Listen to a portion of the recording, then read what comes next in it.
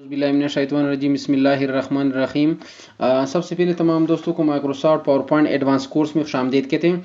जैसे कि आप तमाम दोस्तों को मालूम है कि आज हम लोगों की Microsoft power point advance course की क्लास नंबर 10 है और आज की क्लास के अंदर हम सीखने जा रहे हैं कि आपने पावर पॉइंट के अंदर पाई चार्ट का इस्तेमाल किस तरीके से करना है।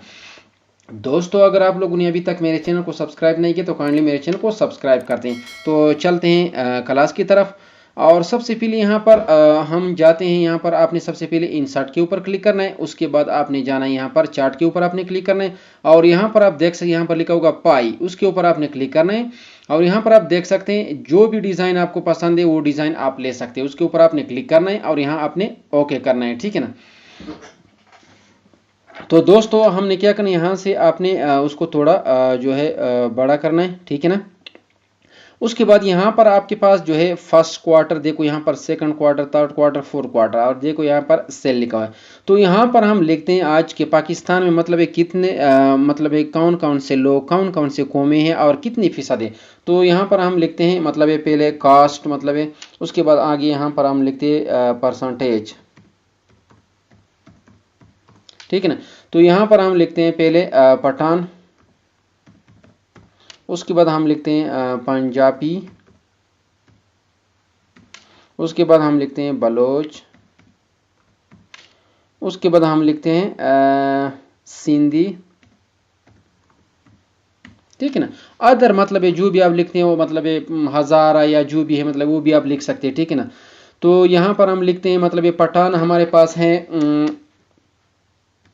30%, उसके बाद पंजाबी है मतलब ये 35%, बलोच है हमारे पास 20% और उसके बाद सिंधी है हमारे पास मतलब है 10%। और जो अदर है वो हम लिखते मतलब है एक और खाना भी हम बढ़ा लेते हैं, तो अदर हमारे पास है 5%, ठीक है ना। तो यहाँ पर आपने उसको बंद करना है, ठीक है ना। आपके पास यहाँ पर आप देख सकते हैं आपके पास ये ग्राफ आ गया, ठीक है ना। इसका डिज़ाइन आप भी यहाँ से चेंज कर सकते हैं। यहाँ पर आपने क्लिक करना है तो यहाँ पर आप देख सकते हैं जो भी डिज़ाइन आपको पसंद है उसके ऊपर आपने क्लिक करना है, वही आपके पास आ जाएगा, ठीक है ना। यहाँ पर आप देख सकते हैं जैसे ये देखो इसमें मतलब ये सिंधी 10% है, बलोच ये है ग्रे कलर वाले 20%, पंजाबी 35%, पठान 30%, ठीक है ना। और ये अदर वाले ये जो है 5%। तो इसको आप यहाँ से एक एक को कलर भी आप दे सकते हैं। यहाँ पर आपने क्या करना है, पहले आप कलर देखो, ये भी कलर आप दे सकते हो, ये भी दे सकते हो, ठीक है ना। उसके बाद यहाँ पर आप चेंज कलर भी कर सकते हो, जो भी कलर आपको पसंद है वो भी यहाँ से आप दे सकते हो, ठीक है ना। तो यहाँ पर देखो कुछ ऐसे हैं कि आपको लिखाई नजर नहीं आता है, तो आपने क्या करना है, इस लिखाई के ऊपर आपने क्लिक करना है। देखो ये लिखाई, तो ये लिखाई आपके पास यहाँ पर आपने क्या करना है, होम में जाना है। होम में यहाँ पर देखो बोल्ड भी कर सकते हो यहाँ से, और उसके बाद यहाँ पर लिखाई का जो है कलर भी चेंज कर, देखो यहाँ पर जो भी कलर आप देना चाहते हो वो भी आप यहाँ से दे सकते हो, ठीक है ना। और इसको अगर आप थोड़ा बड़ा भी कर लेते हो यहाँ से बड़ा भी कर सकते हो, ठीक है ना। उसके बाद अगर एक एक आप कलर खुद भी चेंज करते तो आपने क्या करना है, जैसे इसके ऊपर मैं क्लिक करता हूं और यहाँ पर आपने आना है कलर के ऊपर, ठीक है ना। और यहाँ पर जो भी कलर आप देना चाहते हो तो वो भी यहाँ से आप दे सकते हो, ठीक है ना। उसके बाद अगर इसका कलर मैं चेंज कर लूँगा तो यहाँ पर आपने कलर के ऊपर आना है, देखो जैसे जो भी कलर आपको पसंद है वो यहाँ से आप दे सकते हो, ठीक है ना। उसके बाद यहाँ पर अगर आप आउटलाइन भी देना चाहते हो, आउटलाइन भी यहाँ पर आप उसको दे सकते हो, मतलब आउटलाइन थोड़ा हम उसका बड़ा भी कर लेते हैं, ठीक है ना। ये देखो इसका आउटलाइन आ गया, ठीक है ना। आउटलाइन अगर आप और कलर का देते हो, जैसे हमने सफ़ेद दे दिया, ठीक है ना। उसके बाद आपने क्या करना है, यहाँ पर देखो उसको शेप इफेक्ट, डिज़ाइन, ये चीज़ें भी आप दे सकते हो। यहाँ पर देखो शेप इफेक्ट है वो भी आप दे सकते हो, देखो यहाँ पर डिज़ाइन है, उसके बाद ये ग्लो है, बेवल है, 3D है, ठीक है ना। यहाँ पर देखो 3D है, जो भी आप देना चाहते हो।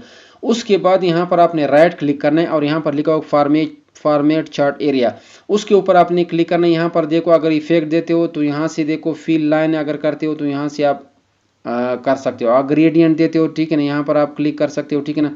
ग्रेडियंट भी आप दे सकते हो, मतलब यहाँ पर देखो मुख्तलिफ किस्म के कलर आप दे सकते हो यहाँ पर, ठीक है ना, वो भी आप यहाँ पर उसको दे सकते हो। उसके बाद आप पैटर्न टेक्स्ट वो भी आप यहाँ पर आप दे सकते हो, ठीक है ना। मुख्तलिफ किस्म की डिज़ाइन यहाँ पर वो भी आप दे सकते हो। उसके बाद आपने क्या करना है, हम करते अगर अगर इसके ऊपर आपने मतलब ये कोई चेंजिंग करते तो आपने क्या करना है, यहाँ पर आपने करना है राइट क्लिक करना है, यहाँ पर लिखा होगा एडिट डाटा, इससे भी आप कर सकते हो। और यहाँ पर एक और डायरेक्ट अगर आप करते हैं, यहाँ पर आपने डिज़ाइन के ऊपर क्लिक करना है और यहाँ पर एडिट डाटा लिखा होगा, इसके ऊपर आपने क्लिक करना है। और यहाँ पर आप देख सकते हैं अगर आप एडिट डाटा कर ले तो यहाँ पर देखो आप पठान की जगह अगर आप लिखते हैं तो आपने पठान की जगह आपने लिखना है मतलब ये 35%, ठीक है ना। आपने ओके करना है तो आपका पठान 35% आ जाएगा, ठीक है ना। इस तरह भी आप चेंज कर सकते, जो भी अगर नाम चेंज करते तो नाम आप चेंज कर सकते हैं, ठीक है ना। उसके बाद एक और न्यू स्लाइड हम ले लेते हैं। यहाँ पर आप देख सकते हैं हम एक और न्यू स्लाइड मैंने ले लिया, ठीक है ना। तो हम करते हैं इसको हम डिलीट करते हैं। उसके बाद आपने क्या करना है, एक शेप हम उठा लेते हैं, जैसे ये शेप हमने उठा लिया, ठीक है ना। तो इसको हम थोड़ा बड़ा भी कर लेते हैं। यहाँ पर हम करते हैं 4.6 और यहाँ पर भी आपने करना है 4.6 आपने करना है। उसके बाद आपने इंटर करना है, ठीक है ना। और इसको हम थोड़ा छोटा भी कर लेते हैं दरमियान वाला, और इसको आपने यहाँ से रंग भी देना है। जो भी रंग आपको पसंद है तो वो रंग आप यहाँ से भी दे सकते हो, ठीक है ना। तो इसको हम मिडल करते हैं तो यहाँ आपने यहाँ पर आना है, एलाइन के ऊपर आपने क्लिक करना है, एलाइन सेंटर, उसके बाद आपने एलाइन मिडल करना है, ठीक है ना। ये फिक्स दरमियान में आ जाएगा। उसके बाद एक और शेप हम उठा लेते हैं। यहाँ पर आप शेप में आना है और ये शेप हम उठा लेते हैं, ठीक है ना। और इसको हम थोड़ा बड़ा भी कर लेते हैं। शेप को हम इसको भी 4.6 करते हैं और नीचे भी 4.6 करते हैं। उसके बाद एंटर आपने करना है।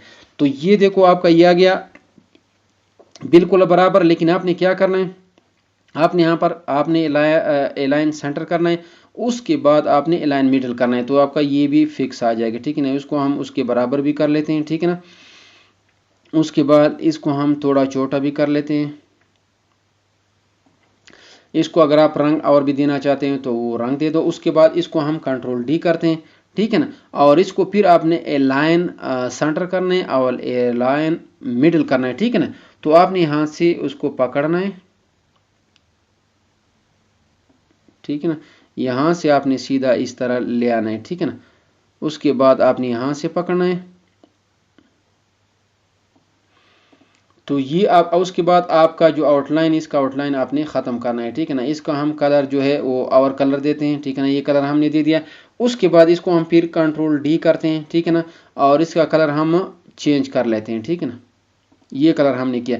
उसके बाद आपने फिर एलाइन पर जाना है, एलाइन आपने सेंटर करना है, उसके बाद आपने एलाइन मिडल करना है, ठीक है ना। इसको हम फिर यहाँ से पकड़ते हैं और फिर यहाँ से पकड़ लेते हैं, ठीक है ना। आपने सीधा लेना है। ये आपका बन गया ग्राफ, ठीक है ना। उसके बाद आपने क्या करना है, यहाँ पर आपने एक और शेप उठाना है, ठीक है ना। इसके ऊपर हमने परसेंटेज भी करना है। तो इसको आपने यहाँ पर इस तरह छोटा सा डब्बा ले आना है, एक और शेप, और इसको आपने थोड़ा सा छोटा भी करना है, ठीक है ना। इसको हम थोड़ा डिज़ाइन भी देते हैं। आपने इसके ऊपर राइट क्लिक करना है, उसके बाद आपने फॉर्मेट शेप के ऊपर जाना है और यहाँ पर आपने जाना है, यहाँ पर आपने ग्रेडियंट के ऊपर आपने क्लिक करना है। उसके बाद आपने यहाँ जो कलर है इसको हम थोड़ा ग्रे कलर देते हैं, ठीक है ना। उसके बाद जब ग्रे कलर आप दे देंगे तो यहाँ पर आपने जाना है इफेक्ट के ऊपर। आपने यहाँ पर देखो हम उसको ये भी डायरेक्शन भी देते हैं, ठीक है ना। ये डायरेक्शन हम दे देते हैं, ठीक है ना। उसके बाद आपने इफेक्ट के ऊपर जाना है, यहाँ पर आपने 3D पर क्लिक करना है, ठीक है ना, 3D फॉर्मेट पर। उसके बाद यहाँ पर लिखा होगा डेप्थ, यहाँ पर इसके ऊपर आपने इसको हम थोड़ा इस साइड पर ले आते हैं कि आपको नज़र आ जाए। यहाँ पर इसको हम थोड़ा बड़ा भी कर लेते हैं, ठीक है ना। 6 पॉइंट तक हम ले जाते हैं। उसके बाद आपने यहाँ पर जो है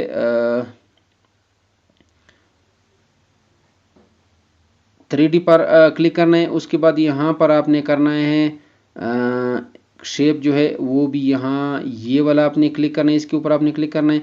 उसके बाद यहाँ पर आपने रोटेशन, ये वाला रोटेशन, इसके ऊपर आपने क्लिक करना है। देखो इस तरह आ जाएगा आपके पास, ठीक है ना। ये हो गया बराबर। उसके बाद आपने यहाँ पर पकड़ना है, ठीक है ना। ये आपके पास ये आ गया, ठीक है ना। उसको हम करते हैं कंट्रोल डी, हम इधर लाते हैं। उसके बाद इसको हम यहाँ पर ले आते हैं, ठीक है ना। उसके बाद हम इसको यहाँ पर ले आते हैं, ठीक है ना। तो यहाँ पर हम एक और जो शेप लिखाई वाला वो उठा लेते हैं। तो इसके ऊपर हम लिखते हैं मतलब 50%, ठीक है ना। इसको हम थोड़ा बोल्ड भी कर लेते हैं, ठीक है ना। और यहाँ पर आपने ये वाला लिखाई इधर डालना है, ठीक है ना। मतलब ये जो भी आप करते हो पठान या जिसके बारे में आप बनाते हो तो वो ग्राफ के ऊपर आपने लिखना है कि इतना फीसद ये है, इतना फीसद ये, ठीक है ना। इसके ऊपर आपने क्लिक करना है। उसके बाद यहाँ आपने इसके ऊपर क्लिक करना है, मतलब है। उसके बाद यहाँ आपने यहाँ इधर ले आना है, ठीक है ना। इसके ऊपर आपने लेना है। तो यहाँ पर आप दे सकते हैं, मतलब इसको हम 20 देते हैं, इसको हम देते हैं मतलब ये 10 या जो भी आप देते हो, ठीक है ना। इसको हम मतलब ये 20 देते हैं, अपने हिसाब से आपने देना है, ठीक है ना। तो आज तक हमारा जो टॉपिक है वो ख़त्म हो गया। अगर ये वीडियो आप लोग को पसंद आए तो सब्सक्राइब और लाइक ज़रूर करना है। वस्सलाम।